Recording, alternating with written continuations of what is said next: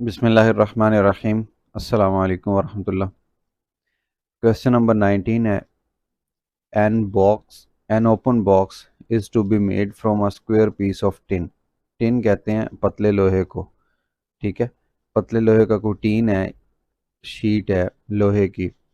अब वो है क्या, उससे आपने एक बॉक्स तैयार करना है, ठीक है। Open box, square piece of tin. Square कहते हैं एक ऐसी चार कोनों वाली शक्ल जिसकी हर दो साइडें बराबर हों, यानी हम कह सकते हैं कि चारों साइड्स उसकी बराबर होंगी, अपोजिट साइड्स भी बराबर होती हैं।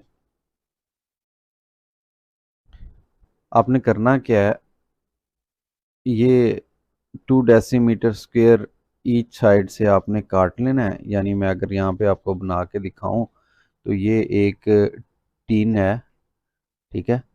आपने करना क्या है, हर किनारे से ना 2 डेसीमीटर इधर से, 2 डेसीमीटर, 2 डेसीमीटर इधर से, दो इधर से, ठीक है, और 2 ही डेसीमीटर इधर से। ये वाली जो साइडें हैं नुकरें, ये आपने काट लेनी है ऐसे कैंची की मदद से या जैसे भी। इसको काट के आप ना ये साइडें खड़ी कर देंगे, फोल्ड कर देंगे। An open box is to be made from a square piece of tin by cutting a piece 2 decimeter square from each corner and then folding the sides of the remaining piece। ये जो आपके पास होगा ना tin, इसकी जो sides हैं ये आप काट देंगे। काटने के बाद इस चीज़ को आप खड़ा कर देंगे ऐसे, इसको फोल्ड करेंगे, इसको फोल्ड करेंगे, इसको फोल्ड करेंगे और इसको फोल्ड करेंगे। जैसे ही आप फोल्ड करेंगे तो ये एक डब्बा बन जाएगा, ठीक है। अब वो डब्बा क्या होगा, वो स्क्वायर, वो होगा ये वाला ओपन बॉक्स होगा, उसका ऊपर वाली साइड ओपन होगी। यहाँ तक तो होगी ये शक्ल की बात। अगर मैं इसको मज़ीद बनाना चाहूँ तो ये मैंने बना दिया, इसके अंदर वाली साइड। और ये जो आपको साइड नज़र आ रही हैं, ये तमाम कितनी है, ये 2 डेसीमीटर की है। मैं यहाँ पे मेंशन कर देता हूँ कि 2 डेसीमीटर साइड्स थी, यहाँ से लेके यहाँ तक 2 डेसीमीटर। और फिर सिमिलरली इधर भी 2 डेसीमीटर, इधर भी 2 डेसीमीटर और इधर भी 2 डेसीमीटर। अब ये टोटल जो इसकी ये थी ना, क्योंकि स्क्वायर के अंदर चारों साइड्स एक जितनी लेंथ की होती हैं, इसलिए आप इसको लंबाई कह लें या चौड़ाई कह लें, आपकी मर्जी है। Let us suppose that its length is x. अगर ये एक्स है, फिर ये भी एक्स होगी, ये भी एक्स होगी, ये भी एक्स होगी। बट अब देख लें कि एक्स में से ये जो स्क्वायर बॉक्स है, उसकी जो चौड़ाई है या लंबाई है वो बहुत कम रह जाएगी। क्यों कि एक्स में से दो ये वाला माइनस कर देना है, दो ये वाला माइनस कर देना है, ठीक है। तो ये टोटल क्या बनेगी, अच्छा ये जो लिखा हुआ है, ये जो स्क्वायर टिन है ये उसकी लेंथ है, ठीक है, लेंथ ऑफ टिन।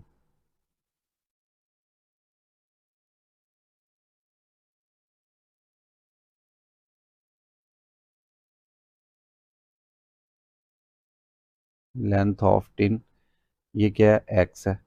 अब उसके बाद हम बात कर रहे हैं लेंथ ऑफ, ये सारा रफ वर्क है। लेंथ ऑफ बॉक्स जो डब्बा है उसकी कितनी रहेगी, उसकी रहेगी x-2, ठीक है। ये x, इसमें से 2 जो कट किया है, ये वाला नीचे से माइनस कर दिया, ऊपर से भी 2 कट किया है, ये भी माइनस कर दिया। टोटल x-4 बन गई इसकी लेंथ। अगर एक साइड की x-4 है तो फिर ये भी x-4 होगी, ये भी x-4 होगी और ये भी x-4 होगी। ठीक हो गया ना। तो ये हमने जो बॉक्स था उसकी लेंथ निकाल ली है, मेन जो काम था वो हम कर चुके हैं। तो मैं यहाँ लिख देता हूँ, एक दफ़ा अजान हो रही है।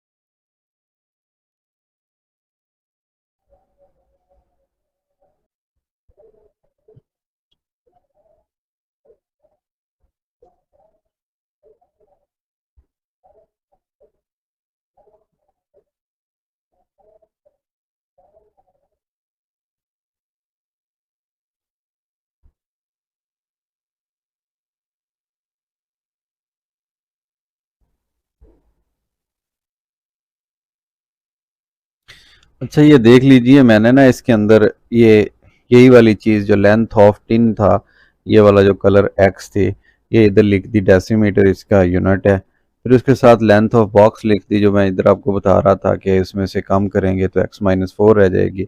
अब ये चारों साइड की जो लेंथ है ना, जिसको लंबाई और चौड़ाई हम कह रहे हैं, ये x-4 ही होगा। फिर उसके बाद है हाइट ऑफ बॉक्स। हाइट कहते हैं ये वाला जितना हमने काट के इसको फोल्ड किया था, तो यही इसकी हाइट बन जाएगी हर साइड से। तो अब इसकी हाइट 2 डेसीमीटर है। और उसके बाद लिखा हुआ था if the capacity of the box is to be finish 128 cubic decimetre. Cubic decimetre कहते हैं, ऐसे लिखा जाएगा 128 डेसीमीटर क्यूब, और ये वॉल्यूम के लिए होता है क्यूब, गुंजाइश के लिए। और नेक्स्ट कह रहा है find the length of the side of the piece, यानी एक्स की वैल्यू निकालनी है हमने। कैसे निकालेंगे, क्योंकि इसके अंदर उसने हमें जो क्लू या इशारा दिया है वो दिया है कैपेसिटी का। कैपेसिटी किसको कहते हैं, वॉल्यूम को। और आप लोग ये जानते हैं मैथमेटिक्स के अंदर के जिस चीज़ का आपको क्लू दिया होता है या जो नाम दिया होता है, आप उसी का फार्मूला यूज़ करते हैं। तो आपने कैपेसिटी यानी वॉल्यूम का फार्मूला यूज़ किया। वॉल्यूम का फार्मूला होता है लंबाई ज़रब चौड़ाई ज़रब ऊंचाई। तो ये आ गया हाइट ज़रब लेंथ ज़रब विड्थ। अब हाइट की जगह पे 2 डेसीमीटर क्यूब आ गया, 2 डेसीमीटर सॉरी सिंपल आ गया, और लेंथ की जगह पे x-4 आ गया, और विड्थ भी वही है x-4 ही। अब ये दो आपके पास ब्रैकेट्स हैं, इनकी ज़रब हो रही है, इनको ज़रब दे दें, 2 से मल्टीप्लाई कर दें, और इस साइड पे जो वॉल्यूम था जैसा कि क्वेश्चन के अंदर गिवन है वो है जी 128 डेसीमीटर क्यूब। बजाय इसके कि इस दो को अंदर मल्टीप्लाई करें, ये दो इधर आके हाफ कर देगा, 2 6 12 2 4 8, और बाकी रह गया x-4 इंटू x-4। तो ये दोनों चीज़ें मल्टीप्लाई होके एक जैसी हैं, तो ये पावर बन रही हैं x-4 होल पावर 2 लिख सकते हैं हम, क्योंकि 2 दफ़ा ज़रब हो रही है। अब दोनों साइड पे स्क्वायर रूट ले लेते हैं। इधर स्क्वायर है, इसको ख़त्म करने के लिए स्क्वायर रूट आएगा, इधर भी स्क्वायर रूट आ जाएगा, तो ये +-8 बन जाएगा, और इस साइड पे x-4 रह जाएगा, इसका स्क्वायर ख़त्म हो जाएगा। इस चीज़ को हम नेक्स्ट स्लाइड पे लिखते हैं, तो ये बन जाएगा +-8 इक्वल टू x-4। अब देखें, ये जो लेंथ होती है वो हमेशा पॉजिटिव होती है, तो इसमें जो नेगेटिव वाले आ रही वैल्यू उसको इग्नोर कर दें, सिर्फ पॉजिटिव वाली वैल्यू रख लेते हैं, तो x-4 8 के इक्वल आ गया। यहाँ से अगर x की वैल्यू निकालें तो ये बन जाएगी x+4 8+4 is equal to x, and this is 12। अब ये सारे यूनिट क्योंकि डेसीमीटर यूज़ हो रहे थे, इस वजह से ये भी डेसीमीटर ही यूज़ होगा। तो अब जो स्क्वायर था उसको देखें, तो उस ये जो पहले टिन वाला जो स्क्वायर था उसकी बात कर रहा हूँ, ये टिन वाला जो स्क्वायर था इसकी लेंथ कितनी होगी, 12 डेसीमीटर क्यूब, 12 डेसीमीटर सॉरी। लें जी, ये लेंथ मालूम होगी, हमारा क्वेश्चन ख़त्म हो गया। इसके बाद मोस्ट इंटरेस्टिंग क्वेश्चन और टाइम टेकिंग क्वेश्चन, जो कि एक्सरसाइज 4.10 का लास्ट क्वेश्चन भी है। इसमें लिखा हुआ है a man invests 1 lakh in 2 companies. ठीक है, पहले तो इतनी जो बात है इसको ट्रांसलेट कर लेते हैं। इन्वेस्टमेंट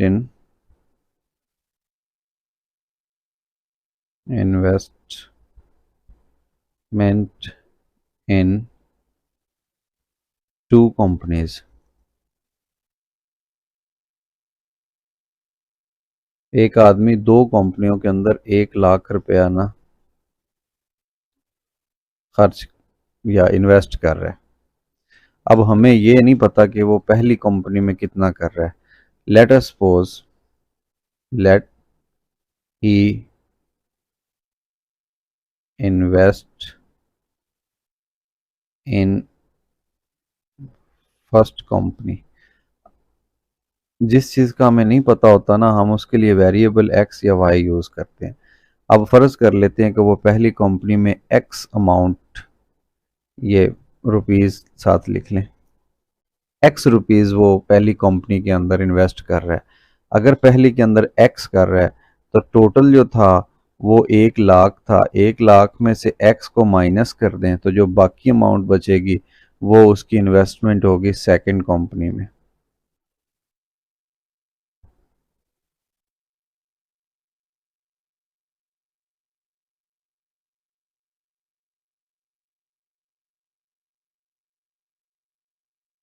समझ लगी? मैं मिसाल देता हूँ, अगर वो 100 रुपया टोटल कर रहा है इन्वेस्ट, 100 में से फ़र्ज़ किया कि वो 50 या 40 एक कंपनी में कर रहा है, तो जो बाकी बचेगा वो 100 में से 40 यानी कि 60 दूसरी कंपनी में इन्वेस्ट कर रहा है। तो इसको मैथमेटिकल वे में लिखने का ये है कि अगर आप 40 को एक्स से ज़ाहिर कर रहे हैं तो फिर जो दूसरी होगी उसको आप 100 माइनस एक्स से ज़ाहिर करेंगे। ये छोटी मिसाल मैंने आपको बता दी है। अब इसके लिए ये बड़ी जो रकम है उसको ऐसे ही लिखा रहने दें कि एक्स रुपीज़ वो एक कंपनी में करता है इन्वेस्ट, और जो है 1 लाख माइनस एक्स रुपीज़ ये करता है दूसरी कंपनी में इन्वेस्ट। अब पहली कंपनी का हिसाब हमने अलहदा निकालना है, दूसरी कंपनी का हिसाब अलहदा निकालना है। देखिए, his total profit is rupees 5060। ये बड़ा इंपॉर्टेंट बात है, मिस प्रिंट होने की वजह से या मिस्टेकनली ये जो चीज़ है ना, ये अमाउंट आप करेक्शन कर लीजिएगा। टोटल जो उसका प्रॉफिट है ना, दोनों दोनों कंपनियों में से, वो है जी 5060 रुपये। मैं यहाँ पे मज़ीद मेंशन कर देता हूँ।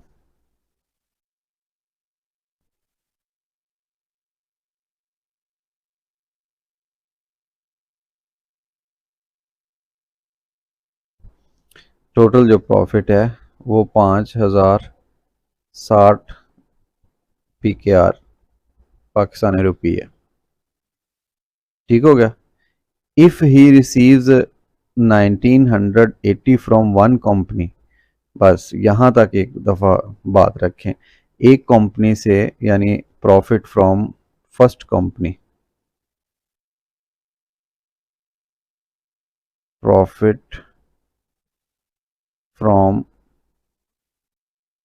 फर्स्ट कंपनी, एक कंपनी से अगर वो ले रहा है कितना, 1980 रुपया। अब अपनी खुद से हम एक चीज़ या आईक्यू यूज़ करेंगे तो हम निकाल लेंगे उसका जो प्रॉफिट होगा दूसरी कंपनी से। जैसे ऊपर अमाउंट निकाली है ना इन्वेस्टमेंट की, कि एक को एक्स कह दिया, दूसरे को हमने उसमें से एक्स को माइनस कर दिया। इसी तरह अब टोटल उसका जो प्रॉफिट था वो 5060 था, एक कंपनी से वो 1980 ले रहा है, और दूसरी कंपनी से डेफिनेटली कितना लेगा, टोटल माइनस 1980। और इस चीज़ को माइनस कर लेते हैं, मेरे पास कैलकुलेटर मौजूद है, मैं कैलकुलेटर की मदद से लिखता हूँ 5060 माइनस 1980, तो ये बन गया 3080, जो कि इधर मैंने ये क्रॉस की हुई है। ये दूसरी कंपनी के जो है ना उसकी बचत थी। टोटल जो है वो 5060 है, इसलिए करेक्शन ज़रूरी थी, मैंने कर दी है। अब नेक्स्ट देखें, इन्हीं चीज़ों को यूज़ करते हैं। ये जो ब्लू कलर में आपको नज़र आ रहा है ये इन्वेस्टमेंट है, जो ब्लैक कलर में आपको नज़र आ रहा है ये उसका प्रॉफिट है। ठीक हो गया? अब हमने क्या निकालना है, एक्स की कीमत कह रहा है कि and at the rate of 1%, यहाँ से if he receives rupees 1980 from one company at the rate of 1% more from the other. अच्छा, एक कंपनी से वो 1980 रुपया मुनाफा ले रहा है, अब हमें नहीं पता वो कितने प्रॉफिट पे ले रहा है, तो हम इसके लिए मैं नई चीज़ यहाँ पे लिख रहा हूँ परसेंटेज की फॉर्म में, इसके सामने फ़र्ज़ कर लें। ठीक है, फर्स्ट कंपनी के सामने मैं लिख रहा हूँ y% of total amount is equal to profit. ठीक है, ये वाली जो बात है ना, इसको ट्रांसलेट कर रहा हूँ मैं। वो कह रहा है कि जो पहली कंपनी से लेता है ना 1980 रुपया, वो फ़र्ज़ कर लें कि वो y% लेता है टोटल अमाउंट का। अब इस चीज़ को हम मैथमेटिक्स में कन्वर्ट करते हैं, y% कहते हैं बटे में 100 को, और टोटल जो अमाउंट थी पहली कंपनी की उसका नाम हमने रखा हुआ है x। ये देखें, इन्वेस्टमेंट इन फर्स्ट कंपनी, उसका नाम क्या है, x। तो इधर टोटल अमाउंट की जगह पे आ जाएगा x।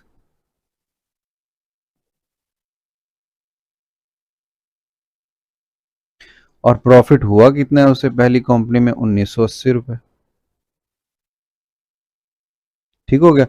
अब इस चीज़ को थोड़ा सा अगर मैं अरेंज करके आपको बता दूं तो ये देख लें, ये एक्स वाई से ज़रब हो रहा है, मैं इसको पहले लिख लेता हूँ। और ये जो 100 इधर डिवाइड कर रहा है, जब इधर आएगा तो ये 1980 पहले से मौजूद है, इसके साथ दो ज़ीरोज़ का इजाफा हो जाएगा और हम इस चीज़ को इक्वेशन नंबर 1 कंसीडर कर लेंगे। ये प्रॉफिट की बात हो रही थी पहली कंपनी की। अब मैं दूसरी कंपनी की प्रॉफिट की बात करता हूँ, लेकिन यहाँ से रीड कर लेते हैं एक दफ़ा फिर। If he receives rupees 1980 from one company and at the rate of 1% more from the other. 1% मोर, अगर पहली कंपनी में वो y% ले रहा था तो फिर दूसरी कंपनी में वो कितना लेगा, y+1%। ठीक है ना, 1% बढ़ गया। तो इसमें फर्ज कर लिया था हमने y% है तो इसमें y+1% होगा ऑफ टोटल अमाउंट, और ये बराबर होगी प्रॉफिट ऑफ सेकंड कंपनी। अब इस चीज़ को भी वैसे ही कन्वर्ट कर लेते हैं जैसे इससे पहले वाले को किया, y+1/100। ऑफ का मतलब होता है मल्टीप्लीकेशन, टोटल अमाउंट। अब सेकंड की टोटल अमाउंट कितनी थी, ये वाली थी। इसको यहाँ लिख लेते हैं 1 लाख माइनस एक्स, और प्रॉफिट कितना हुआ है उससे, 3080 रुपया। ये वाली चीज़। अब बिल्कुल जैसे इसको इक्वेशन नंबर 1 का नाम दिया, इसको थोड़ा सा अगर हम तरतीब लगा देंगे तो ये इक्वेशन नंबर 2 बन जाएगी। इसके नीचे भी ये 100 डिवाइड कर रहा है, ये 100 जब इसके साथ ज़रब होगा तो ये देखें 380 पहले है 3080, और इसके साथ दो ज़ीरोज़ का इजाफा हो जाएगा। इधर से ये ख़त्म हो गया और बाकी रह गया y+1 ×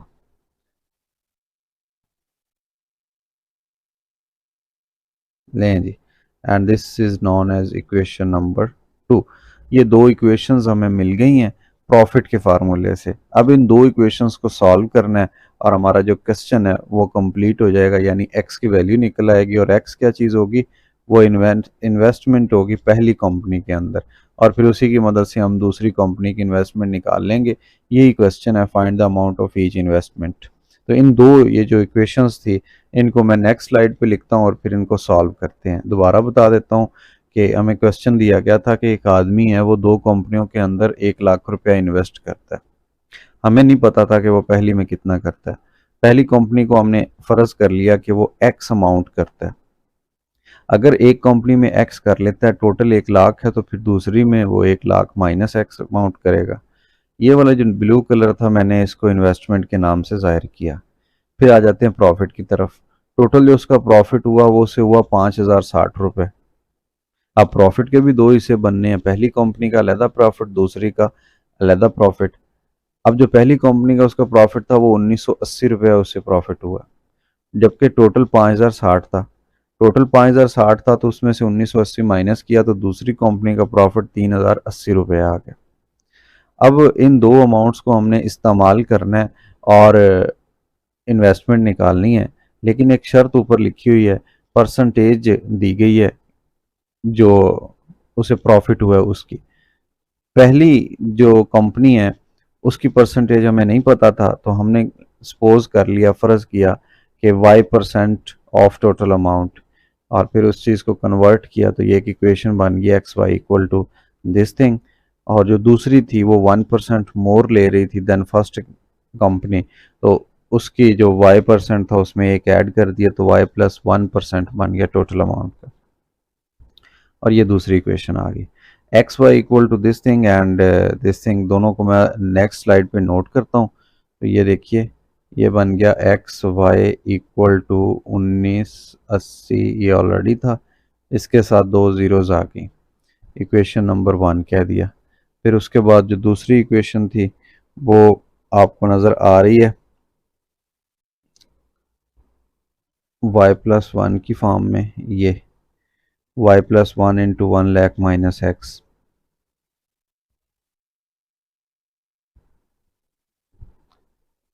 y+1 × 1 लाख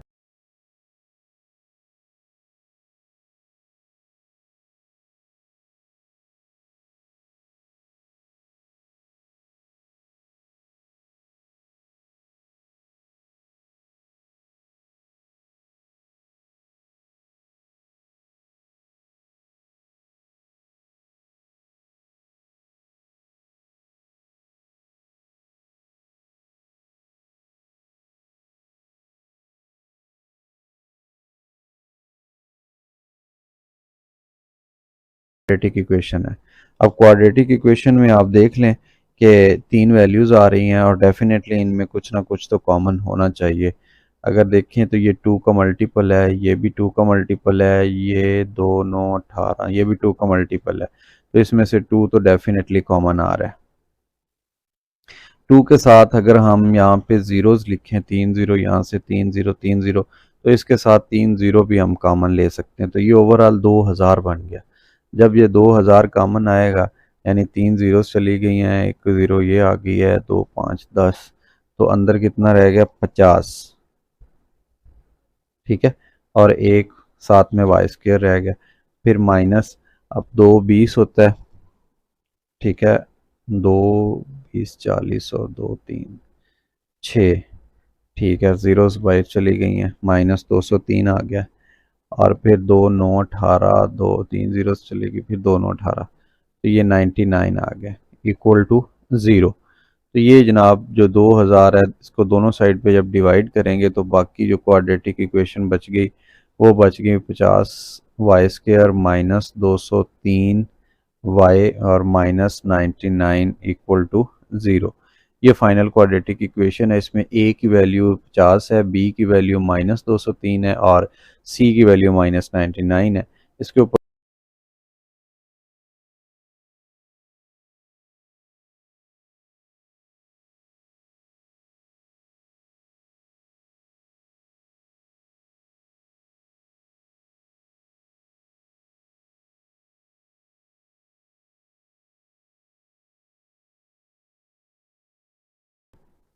4 4, अब इस चीज़ को हम इग्नोर कर देते हैं क्योंकि ये हमारे काम की नहीं है। नेगेटिव वैल्यू, अमाउंट नेगेटिव नहीं हो सकती, इस वजह से इसको नेगेटिव कर दिया। y की ये वाली जो वैल्यू थी 4.5 पॉजिटिव की, इसको हम यूज़ कर लेते हैं किसी ऐसे एक्सप्रेशन के अंदर जहाँ पे x और y का रिलेशन मौजूद हो। ये देख लें, इक्वेशन नंबर जो 1 थी उसके अंदर x और y equal to this thing है। अब अगर हम y की जगह पे 4.5 लिख दें तो ये x की कीमत मालूम हो जाएगी। जी बिल्कुल हो जाएगी। कैसे? कि ये देखें, मैं इक्वेशन नंबर 1 अगेन लिखता हूँ और इसमें से वैल्यू किसकी निकालते हैं, x की। जैसे ही x की वैल्यू निकालेंगे, यार ये तो y दूसरी साइड पे जाके डिवाइड करेगा। यानी अगर मैं इक्वेशन नंबर 1 के अंदर कीमतें लिखूं x इंटू वाई, तो y की जगह पे आ गया 4.5 और दूसरी साइड पे आ गया 1980 और साथ में 2 ज़ीरोज़ आ गए। अब ये जो 4.5 है ये इस साइड पे तो मल्टीप्लाई हो रहा है, दूसरी साइड पे अगर हम इसको 4.5 से डिवाइड कर दें, या अगर आप डायरेक्ट डिवाइड नहीं कर सकते, आप इसकी फ्रैक्शन ऐसे बना लें, तो ये 45 से डिवाइड कर दें और 10 से मल्टीप्लाई कर दें। x की वैल्यू 1980 पहले है, साथ डबल ज़ीरो भी था और एक ज़ीरो ये वाली आई, ये एक्स्ट्रा हो गई और ये 45 पे डिवाइड कर दिया हमने। तो जो x की कीमत निकलेगी वो कितनी निकली है, 45। कैंसिल होने से कैलकुलेटर हमें दिखा रहा है 44, 44। x की कीमत आ गई 44,000। 44,000 रुपीज़ जनाब वो पहली कंपनी के अंदर इन्वेस्ट कर रहा है। क्यों? कि हमने जो x नाम दिया था वो पहली कंपनी के अंदर इन्वेस्टमेंट को दिया था। x की कीमत निकली है तो अब हमें पता चल गया कि एक एक कंपनी के अंदर वो 44,000 रुपया इन्वेस्ट कर रहा है। टोटल 1 लाख था, 1 लाख में से 44,000 माइनस कर दें तो जो दूसरी कंपनी है जिसको वाई का नाम दिया गया,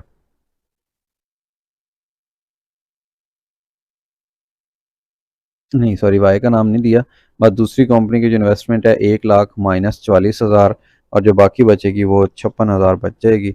so investment in second company जो उसकी होगी, सेकंड इन्वेस्टमेंट वो उसकी होगी 56,000।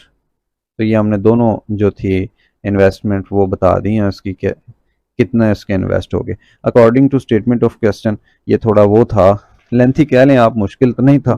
खैर, हमने जनाब इन्वेस्टमेंट निकाल ली और इससे पहले जो क्वेश्चन था, क्वेश्चन जो सेकंड लास्ट था, क्वेश्चन नंबर 19, उसके अंदर एक ऐसा टीन डब्बा था कि जिसको काट के पहले तो स्क्वायर की फॉर्म में रखा, फिर उसकी साइडें काट के 2-2 डेसीमीटर उसको ऊपर की तरफ उठाया तो वो एक डब्बा बन गया।